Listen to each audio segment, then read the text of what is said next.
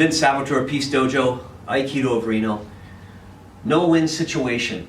So that could relate to desperation. Oh, there's no way I'm going to ever be able to get out of this win.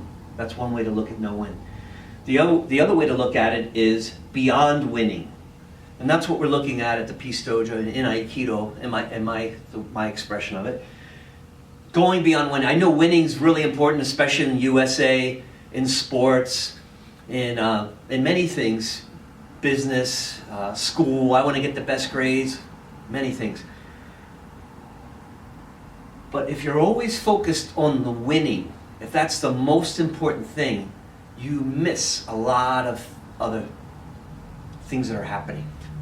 And for example, in the classes that we teach here, and I'd love to see you sometime, we're trying to look at situations beyond winning.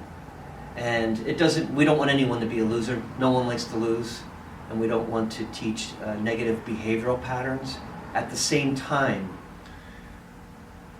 sometimes it's a new concept for people.